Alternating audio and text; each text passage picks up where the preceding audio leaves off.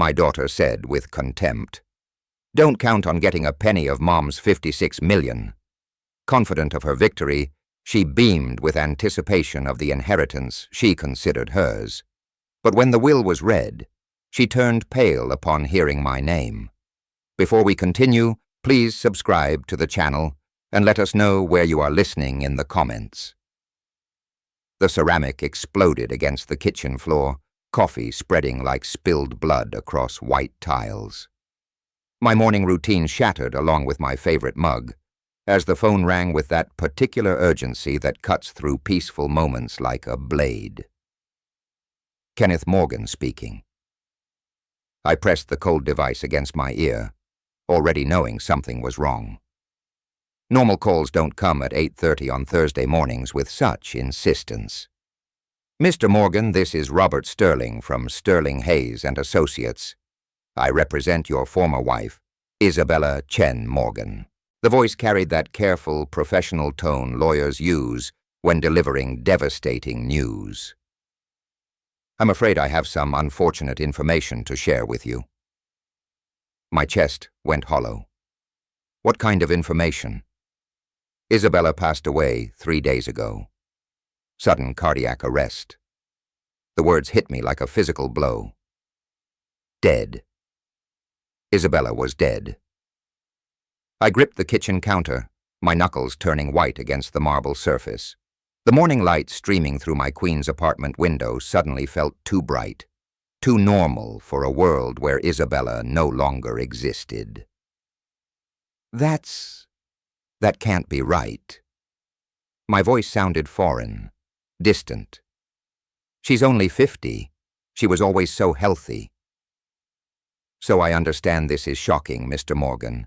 The family held a private service yesterday.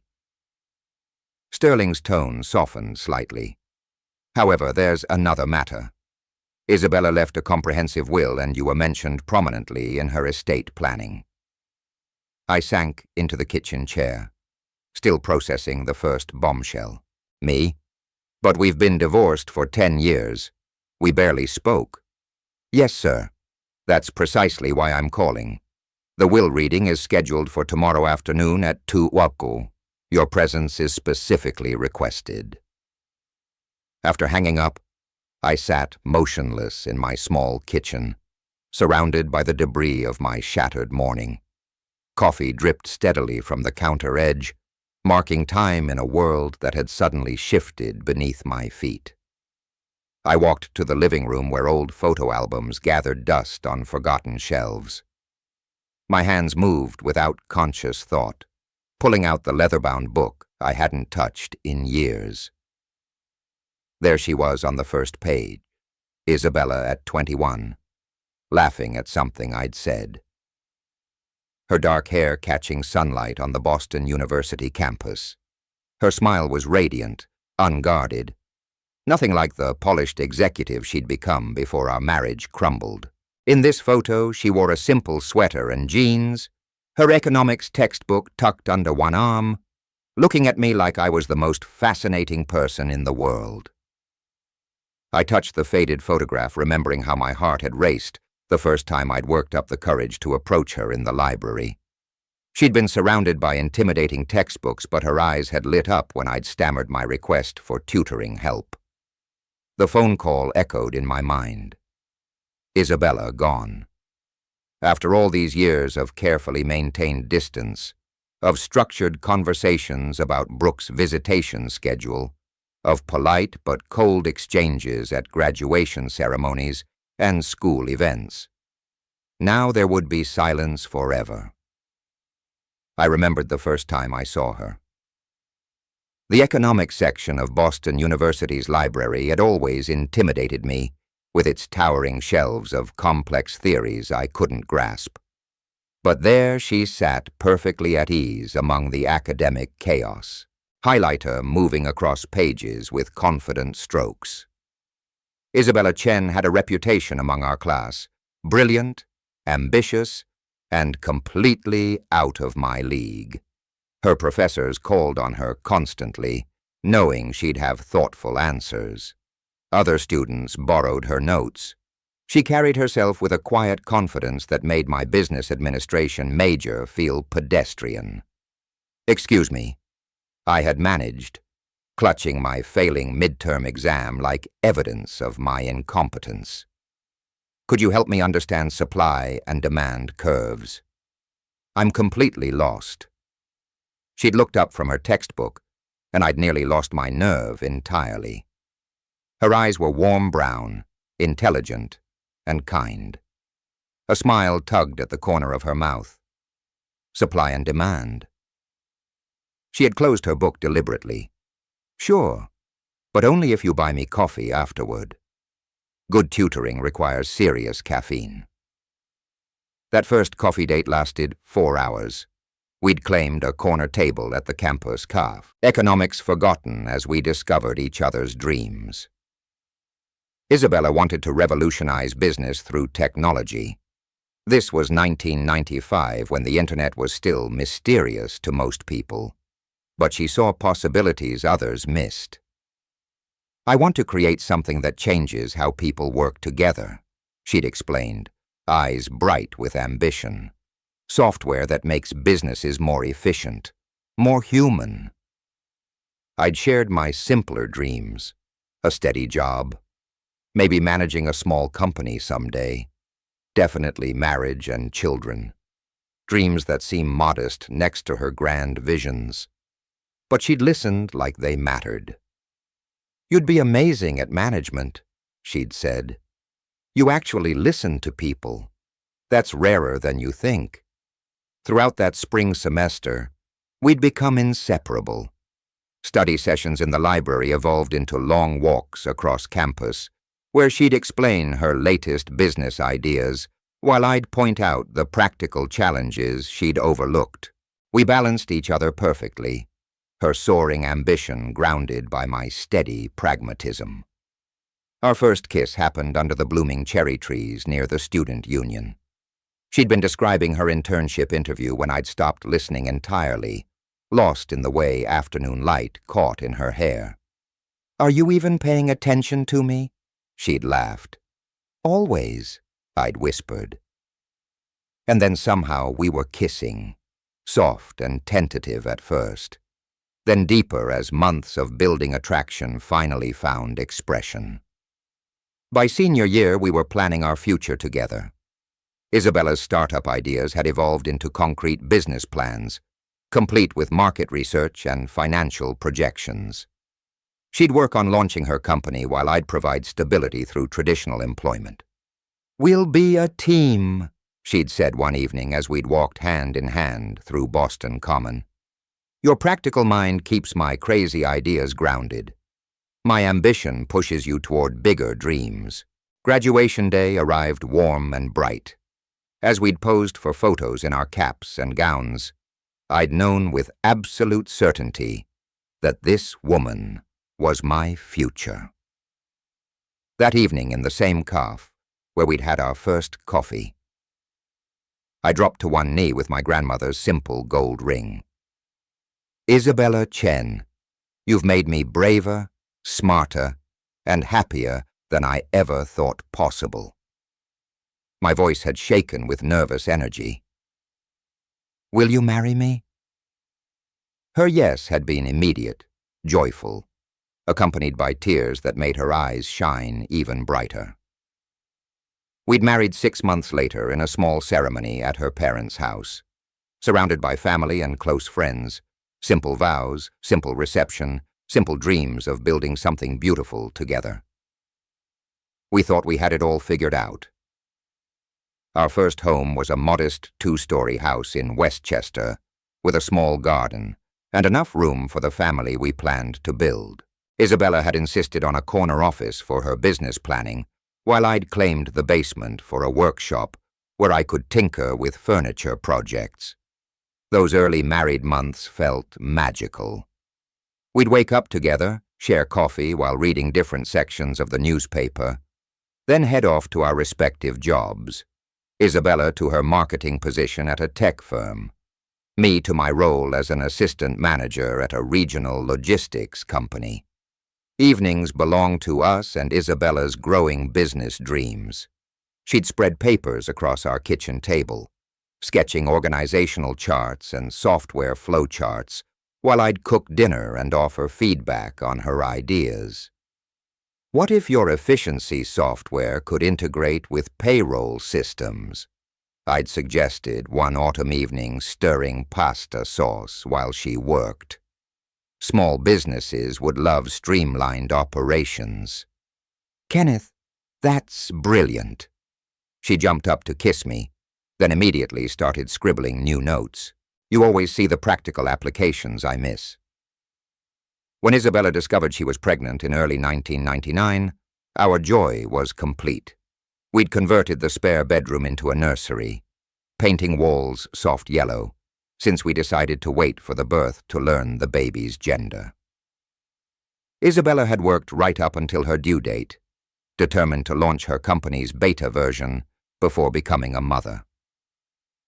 Brooke arrived on a crisp October morning after 12 hours of labor that left Isabella exhausted but radiant. Our daughter was perfect.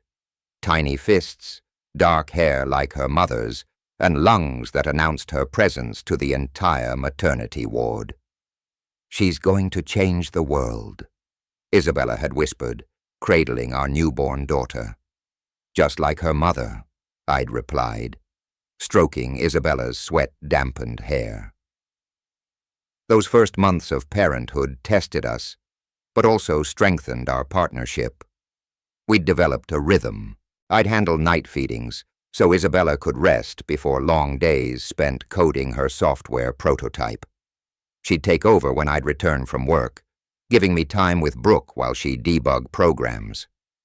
Isabella's business idea had crystallized into something revolutionary for its time. Cloud-based project management software that could help small businesses coordinate remote teams. In 1999, working from home was still unusual, but Isabella had foreseen the coming changes. The internet is going to transform how people work, she'd explained to potential investors during late-night phone calls. Distance won't matter anymore. Talent will be accessible globally. I'd believed in her vision completely. While she'd coded and pitched, I'd managed our household finances, scheduled her meetings, and provided the stable foundation that allowed her creativity to flourish. We'd been a perfect team, her innovation paired with my practical support. Weekend mornings became our sanctuary. Isabella would nurse Brooke in the rocking chair I'd built, sunlight streaming through our bedroom windows while I'd bring coffee and fresh fruit. We'd plan our future together, the house we'd buy when her company succeeded, vacations we'd take as a family, the second child we wanted.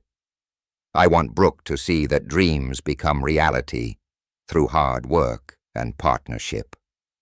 Isabella had said one Sunday morning, our daughter sleeping peacefully in her arms. She'll grow up knowing that anything is possible when people support each other. By Brooke's first birthday, Isabella's company had secured initial funding and hired its first 2 employees. She'd transformed our garage into a proper office space, complete with multiple computer stations and a whiteboard covered in project timelines. We're really doing this, she'd marveled one evening, showing me their first quarterly revenue report. It's actually working. I'd held her close, breathing in the familiar scent of her shampoo, feeling proud and grateful for the life we'd built together. Isabella was achieving her ambitious dreams while remaining a devoted mother and wife. I was contributing through my steady income and unwavering support. Brooke was healthy and happy, growing up surrounded by love and possibility. We had no idea what was coming. 8 years later, everything we'd built began crumbling around us. The morning news droned about market collapse and bank failures, while Isabella stared at her laptop screen, coffee growing cold in her trembling hands. 7% of our clients just canceled their contracts, she whispered, not looking up from the devastating email chain. The funding we were counting on, it's gone. The 2008 financial crisis hit our family like a sledgehammer. Isabella's company, which had grown into a thriving operation with 12 employees, suddenly faced bankruptcy. Overnight, our comfortable middle-class life became a desperate scramble for survival. I took a second job in construction, leaving before dawn and returning after midnight, my body aching from 12-hour days of manual labor. The executive position I'd held for 6 years disappeared in budget cuts, forcing me to accept whatever work I could find. Restaurant, kitchen prep, weekend warehouse shifts, anything that paid cash. Isabella stopped coming home for dinner. Her office became her refuge, a place where she could pretend that working 20-hour days might somehow save the company she'd poured her soul into building. When I'd bring her sandwiches, I'd find her surrounded by empty energy drink cans and crumpled papers, her eyes red-rimmed from staring at computer screens. "You need to eat something," I'd plead, setting food beside her keyboard. "I can't stop now." She'd snap without looking at me.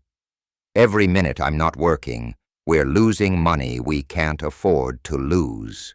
Our 9-year-old daughter, Brooke, began staying with neighbors after school because neither of us was home anymore.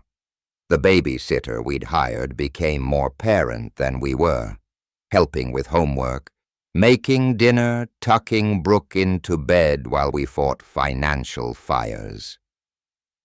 One rare evening, when we all sat together at the kitchen table, the tension exploded over something trivial. Brooke asking why we never went to movies anymore, because movies cost money we don't have. Isabella slammed her fork down so hard the plates jumped. "Everything costs money. Do you understand that Daddy and I are working ourselves to death just to keep this house?" Brooke's eyes filled with tears. She was too young to understand economic collapse, but old enough to feel her parents' desperation. I reached for Isabella's hand across the table, but she pulled away. "Don't," she said coldly. "I have 3 investor calls tonight." That night, after Isabella locked herself in her office and Brooke cried herself to sleep, I sat alone in our darkened living room, surrounded by the life we'd built together, the expensive furniture we'd bought during better times, the family photos that showed happier faces, the dreams we'd shared about growing old together. By 2010, we'd sold Isabella's engagement ring, my motorcycle, and most of our furniture. The house felt empty, echoing with the ghosts of better times. Isabella's company survived barely, but our marriage had become collateral damage in the war for financial survival. I should have seen the signs that something else was breaking beyond our bank account. 2 years of fighting for survival had transformed us into strangers living in the same house. Isabella worked from her office until 3 o'clock in the morning, then slept until noon, while I juggled my day job with evening restaurant shifts. We passed each other in hallways like polite roommates, our conversations limited to logistics about Brooke's schedule and monthly bills. The discovery happened by accident on a quiet Sunday afternoon in March 2012. Brooke was at a friend's house. Isabella was showering, and I needed to check our insurance information on her laptop. The screen displayed her open email, and there it was, a message from David Chen, her business partner, that made my blood freeze. "Last night was perfect, Bella. I can't stop thinking about your laugh, the way you looked at me. I love you."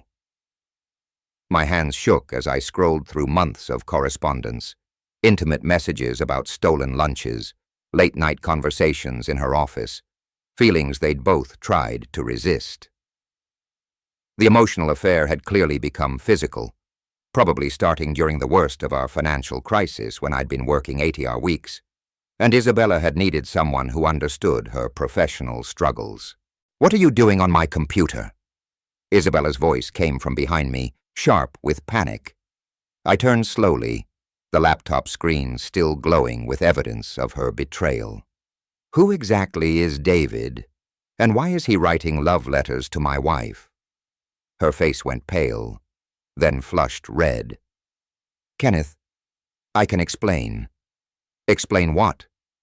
That while I've been killing myself, working 3 jobs to save our family, you've been falling in love with someone else.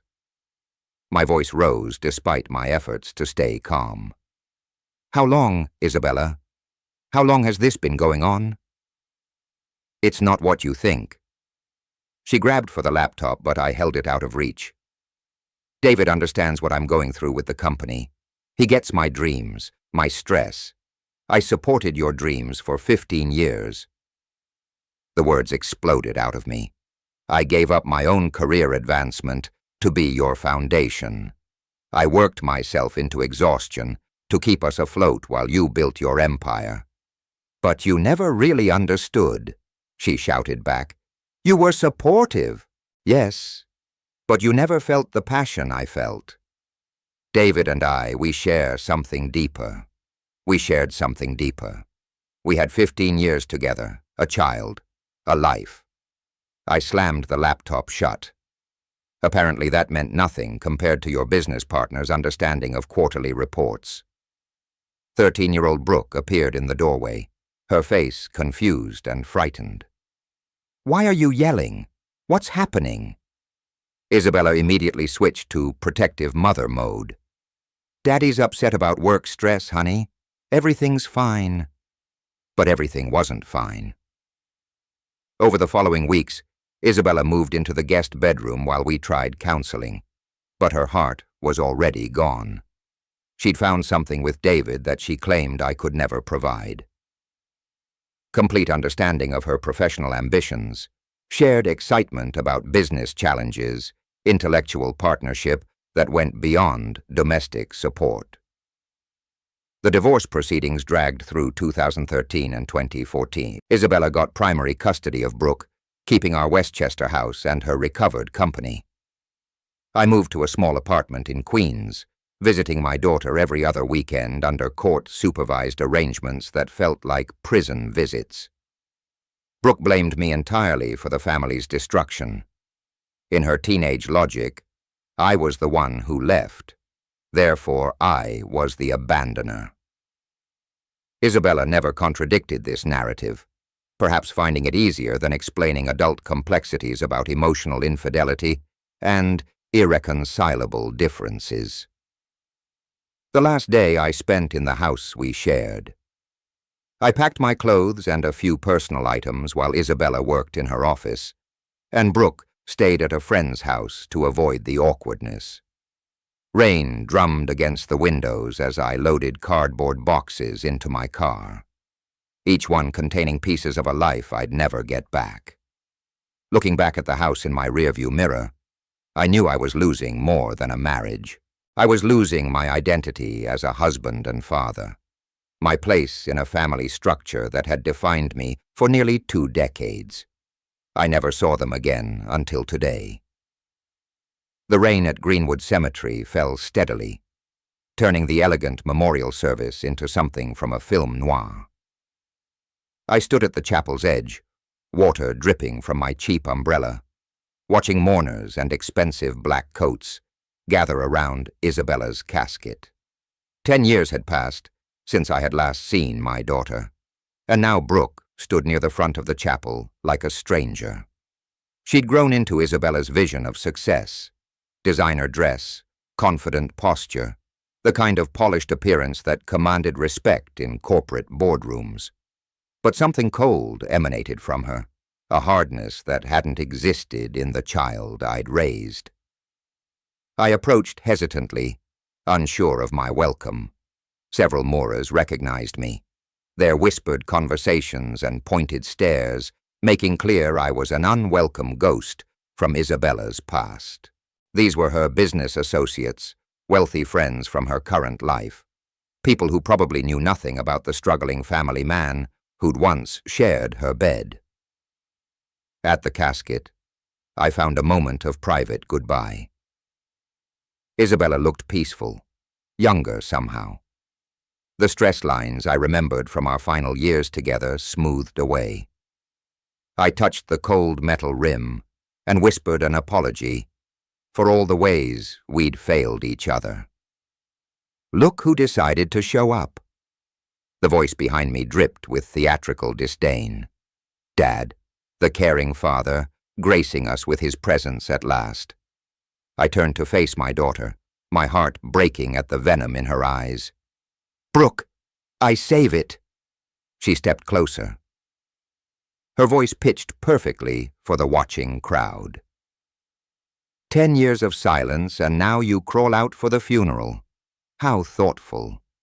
Before I could respond, she moved slightly backward as I stepped forward, creating the perfect setup for her next move. Her foot shot out with practiced precision, catching my ankle and sending me sprawling across the chapel floor in front of 100 shocked mourners. Gasps rippled through the crowd as I hit the marble, my umbrella clattering across the aisle. Cell phones appeared, capturing my humiliation for social media posterity. I pulled myself up slowly, maintaining what dignity I could, while Brooke watched with satisfaction. Oops, she said with mock concern, loud enough for everyone to hear. How clumsy of you, Dad. Just like when you stumbled out of our lives. The chapel fell silent except for rain against windows and my daughter's steady breathing. I brushed off my jacket and straightened my tie, refusing to let her public performance break me completely. I deserve that, I said quietly, meeting her eyes. But your mother deserved better than this circus. For just a moment something flickered in Brooke's expression. Surprise, maybe even regret, but it vanished quickly, replaced by the armor of resentment she'd been polishing for a decade. Mr. Morgan, a voice interrupted our standoff. Robert Sterling, the attorney who'd called me yesterday, approached with obvious discomfort. We need to discuss your late wife's will. There are significant matters to address. The Moorers began murmuring with new interest. Brooke's confident expression wavered for the first time, confusion replacing her satisfied smirk. What will? She demanded, looking between Sterling and me. What's he talking about? Sterling cleared his throat uncomfortably. Perhaps we should discuss this privately. Both of you need to attend the reading tomorrow afternoon.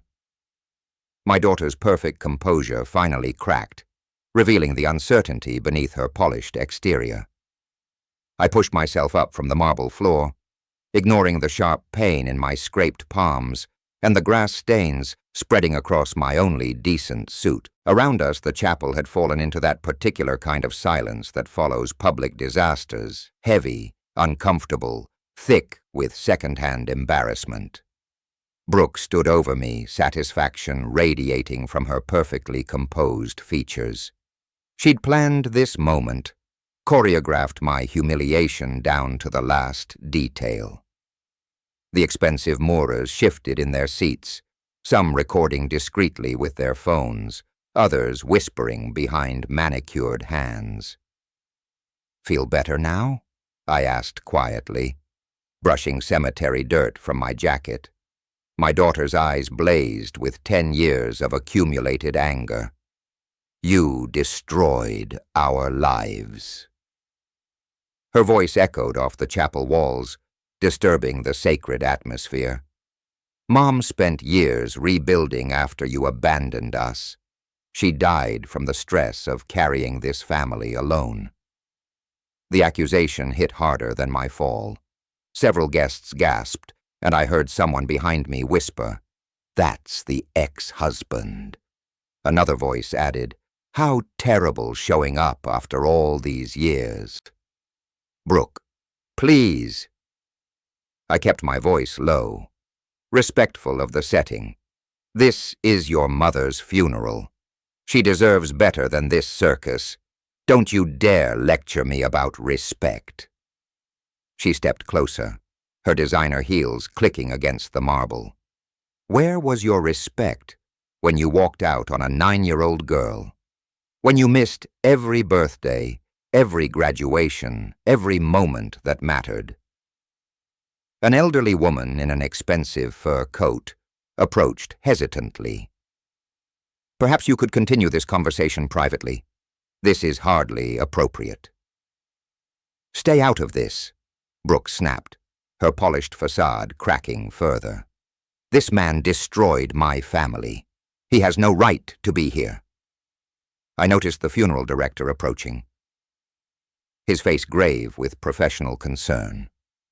Behind him, other guests were beginning to stand, clearly uncomfortable with the escalating drama in this sacred space. "You want to know why I'm here?"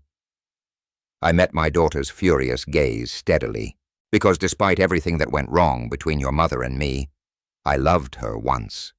I respected what she built, what she achieved. I came to pay my respects, not to cause pain. "Lies!" Brooke's voice cracked slightly. "You never cared about anything except yourself. You left us with nothing." "That's enough." The funeral director's authoritative voice cut through our confrontation. "I understand emotions are running high, but we cannot allow this disruption to continue. Other families are trying to mourn their loved ones." The chapel had emptied except for a few lingering guests watching our family tragedy unfold. I could see phones still recording, capturing my humiliation for whatever social media judgment awaited. "I'm sorry," I said to the funeral director, then looked at the remaining guests. "I apologize for disturbing this service. Isabella deserved better." Brooke opened her mouth for another attack, but the funeral director held up his hand. "Miss, I'm going to have to ask you to lower your voice, or take this outside." For the first time since I'd arrived, my daughter seemed to realize how her behavior appeared to others. Her cheeks flushed red as she noticed the disapproving stare from Isabella's wealthy friends and business associates. "Fine," she hissed, straightening her black dress. "But this conversation isn't over." As the chapel began to empty properly, I saw Robert Sterling approaching again, his expression carefully neutral, despite having witnessed our family's complete breakdown in public. "Excuse me, Mr. Morgan," Sterling said, glancing meaningfully at Brooke. "We really do need to discuss that legal matter." Sterling approached with the measured steps of a man accustomed to handling volatile family dynamics.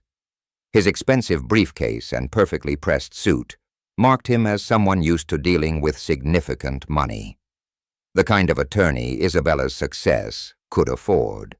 "Mr. Morgan, I apologize for interrupting during such a difficult time," he began, his tone professionally sympathetic. "However, Isabella's will requires immediate attention. I need both you and Miss Morgan present tomorrow at 2 sharp."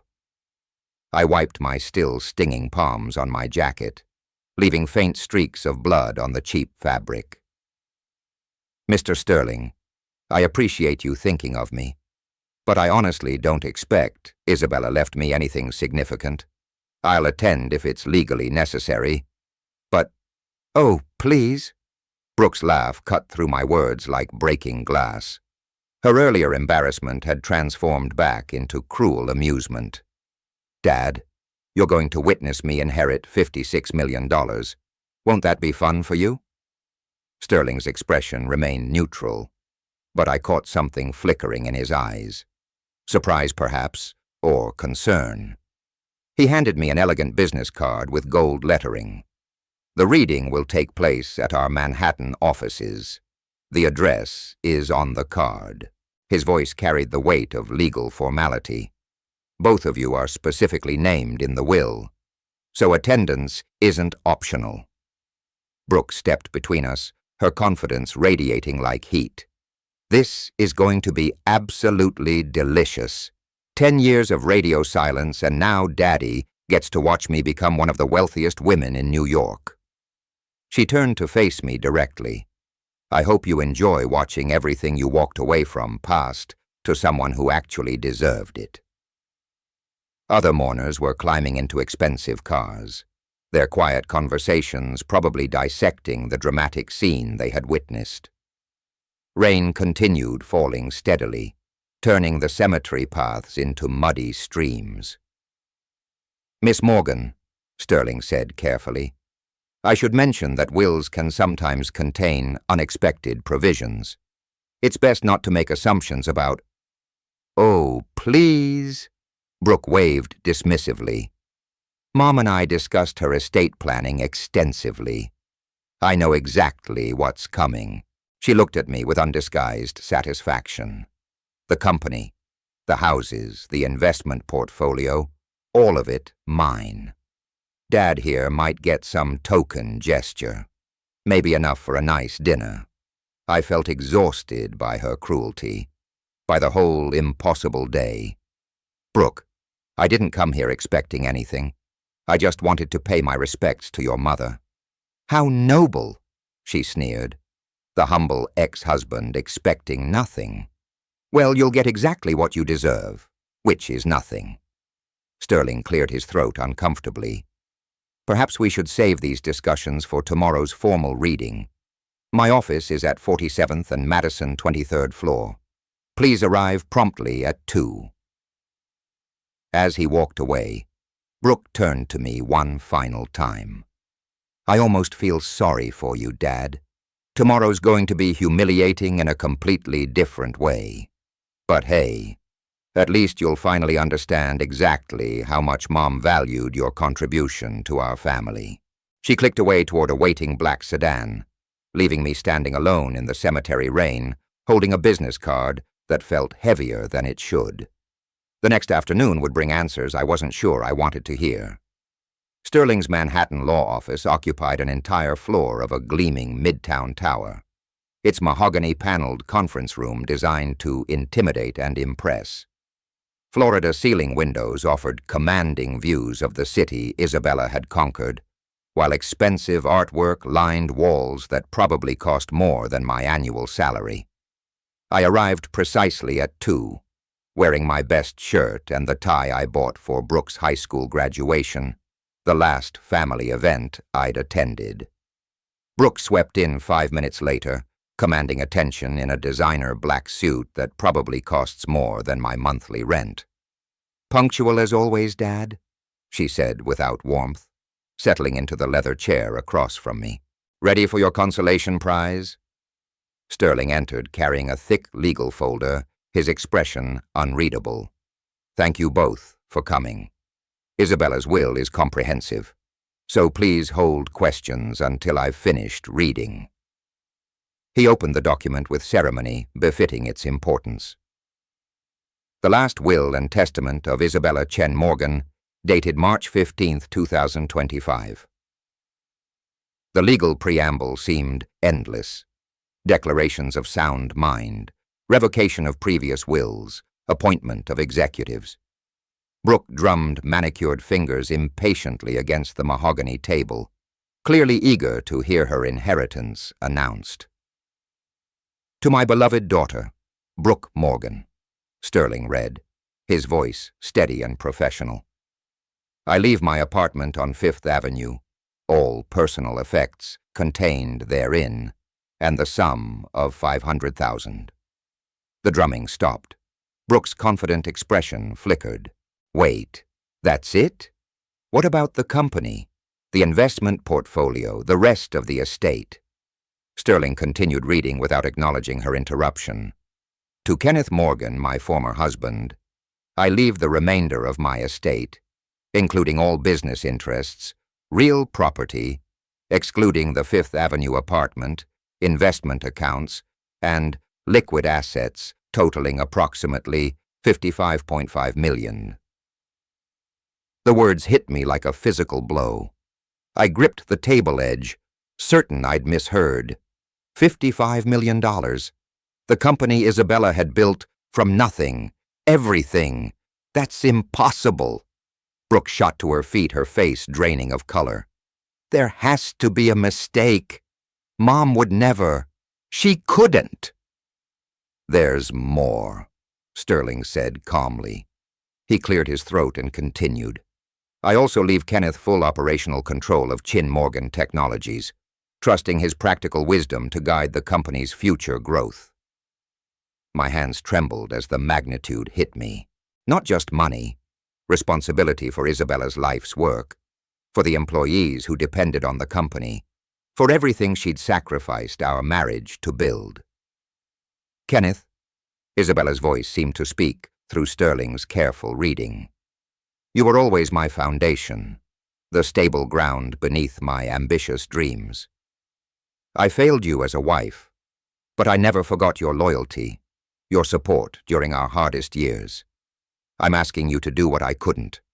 Teach our daughter the value of earning what she receives. Brooke stood frozen, her mouth open in disbelief. This is insane. I'm her daughter. I worked with her. I understood the business. The will includes a personal message for Brooke, Sterling continued. My darling daughter, you have intelligence and potential, but you've never learned to build something from struggle.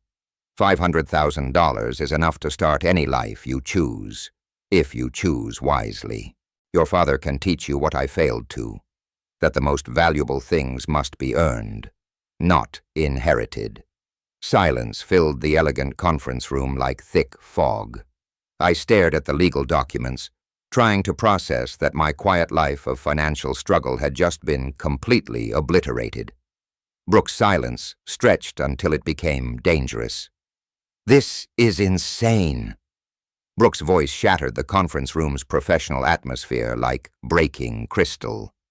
She slammed both palms against the mahogany table, sending Sterling's carefully arranged documents flying. This will is fraudulent. He bribed you. He corrupted my mother. I sat frozen, still processing the impossible reality. $55 million. Isabella's company. Everything she'd built during the years we'd been apart, now somehow mine. The numbers felt abstract, meaningless, like someone else's lottery ticket accidentally handed to me. Miss Morgan, I understand this is shocking, Sterling replied with practiced calm, gathering scattered papers. However, this will was prepared with multiple witnesses, notarized documentation, and video testimony from your mother. The security protocols make fraud impossible. I don't care about your protocols.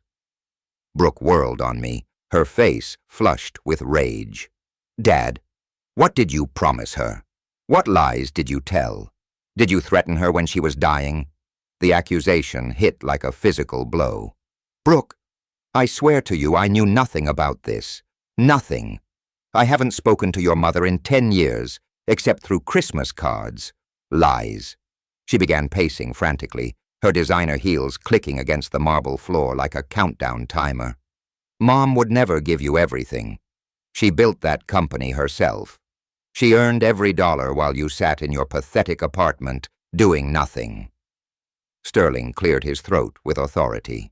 I have security footage of your mother recording her final testament just 3 months ago. She was alone, lucid, and emphatic about her decisions. The will underwent 3 separate legal reviews. Then she was coerced, blackmailed. Someone got to her. Brooke's professional composure had completely evaporated, revealing the spoiled child beneath the corporate facade. This is my inheritance, my company, my money. I found my voice, though it felt foreign in my throat. Brooke, if this is legitimate, and apparently it is, then your mother had reasons. She left you a personal message explaining, I don't want her explanations, she screamed, spinning to face me again.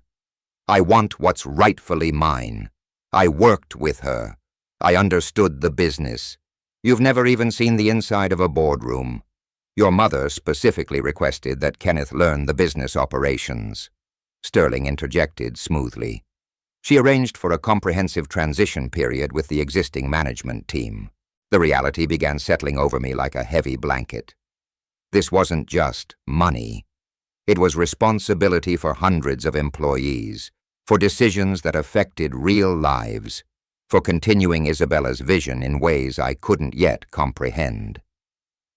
"This won't stand," Brooke declared, her voice dropping to a dangerous whisper. "I'm filing a lawsuit tomorrow. I'm hiring the best attorneys in New York. I'm going to expose this corruption publicly." She grabbed her purse and stalked toward the door, then turned back with a smile that contained no warmth. "Enjoy your moment, Dad. It won't last long. When I'm finished, you'll be lucky to keep that apartment in Queens." The conference room door slammed behind her with finality that echoed through the elegant space. Sterling and I sat in silence for several moments, the weight of family destruction settling between us. "Mr. Morgan," he said finally, "I need to explain what you've actually inherited." 2 weeks later, I stood in the gleaming headquarters of Chen Morgan Technologies, trying to comprehend the empire Isabella had built. Floor-to-ceiling windows offered commanding views of Manhattan, while state-of-the-art workstations buzzed with the quiet efficiency of innovation in motion. "Your wife, ex-wife, was remarkable," explained Sarah Chen, the company's chief operating officer, and apparently no relation to David, despite sharing a surname. "She revolutionized project management software for remote teams. We've got contracts with Fortune 500 companies across 3 continents. The numbers were staggering. 230 employees, 50 million in annual revenue. Growth projections that would double the company's value within 5 years.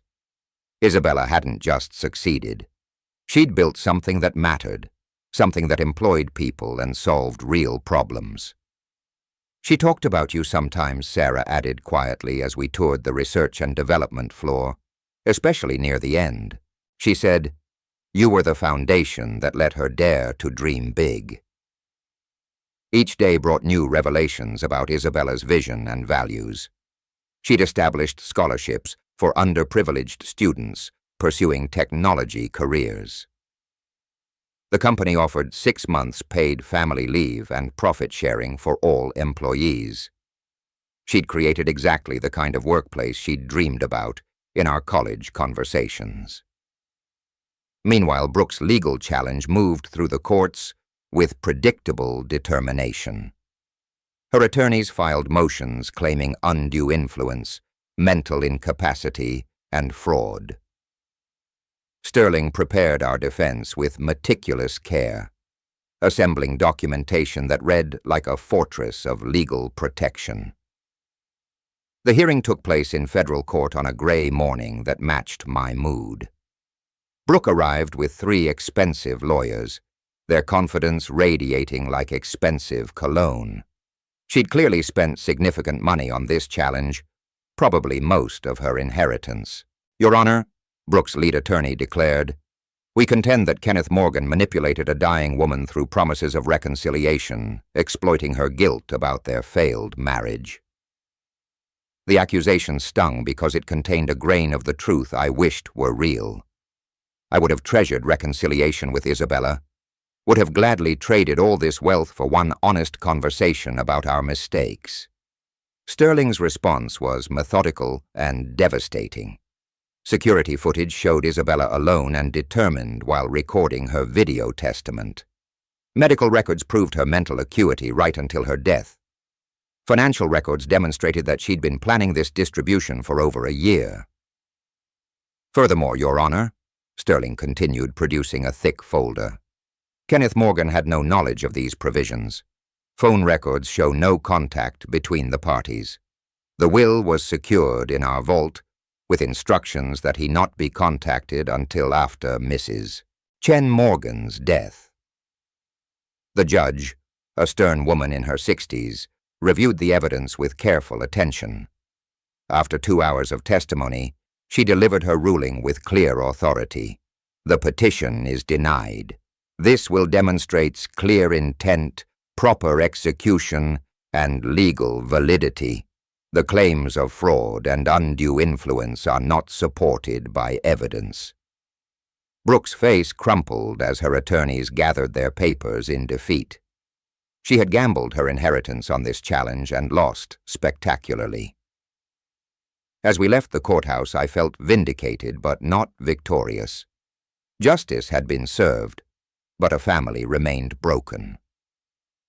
A month later, my phone rang in the quiet of my Queens apartment. The phone's shrill ring cut through the evening silence of my apartment. The same apartment that no longer felt quite so small now that I understood the resources at my disposal. I'd been reading quarterly reports from the company, still amazed that Isabella had entrusted me with something so magnificent. "Dad."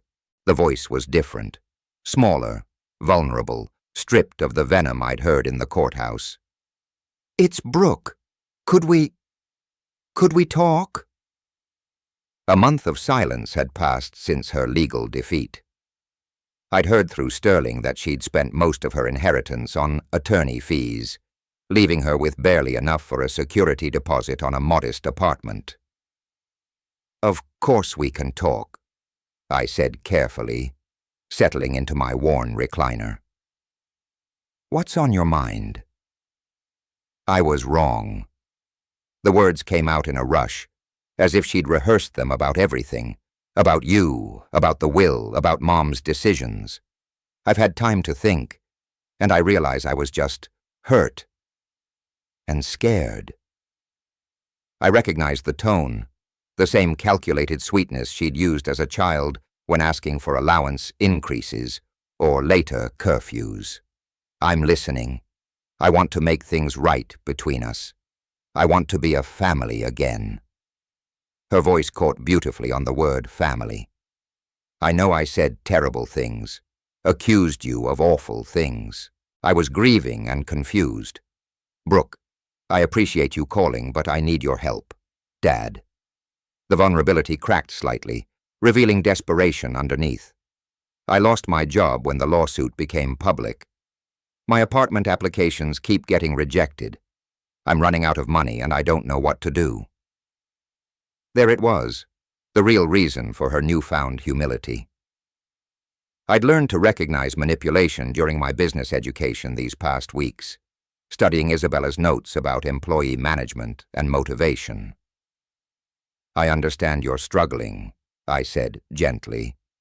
"But before we discuss any kind of help, we need to establish some ground rules. Anything. I'll do anything to fix this relationship. First, you need to get a job. Not an executive position, not management. An entry-level job where you learn what it means to earn your way." Silence stretched across the phone line. "Dad, I have an MBA. I worked at Mom's company for 3 years. Working for your mother isn't the same as building something yourself. Isabella wanted you to learn responsibility, and that starts with earning your own way. But I could help you run the company. I know the systems, the clients, eventually perhaps. But first, you prove you can succeed without family money or connections. You find work. You pay your own rent. You build your own life. That's not fair." The mask slipped, revealing familiar anger. "I shouldn't have to start over like some college graduate. Your mother started over many times. She worked restaurant jobs to pay for college. She took out loans for her first business attempt. She earned everything she achieved. This is punishment, isn't it? You're enjoying this. No, Brooke. This is education. The same education Isabella tried to give you, but you were too privileged to receive it." I paused, letting the words sink in. "If you want a relationship with me, it begins with you proving you can stand on your own feet. And if I do this, if I get some menial job and struggle to pay rent, then what? Then we talk again. We build trust slowly. We see if you can become the woman your mother believed you could be." Another long silence. When she spoke again, the manipulation was gone, replaced by something that might have been genuine desperation. "I don't know how to do this. I've never been without money, without connections, without someone taking care of me. Then it's time you learned. Your mother left you enough for a fresh start. Use it wisely. Dad, do you think she'd be proud of me if I did this? For the first time in our conversation, I heard the lost child beneath the entitled adult. I think she'd be proud of you for trying. That's all she ever wanted, for you to try building something yourself. After hanging up, I sat in my small apartment, no longer the same man who'd received that devastating phone call about Isabella's death just 2 months ago. I now controlled more wealth than I'd ever imagined. But more importantly, I understood the responsibility that came with it. Isabella had given me the tools to complete our daughter's education, not in business or technology, but in character. Whether Brooke chose to learn remained entirely up to her. The phone sat silent beside me, and for the first time in years, I felt truly at peace with the future. If you like this story, please like this video. Subscribe to the channel and share your impressions of this story in the comments. To listen to the next story, click on the box on the left. Thank you for watching.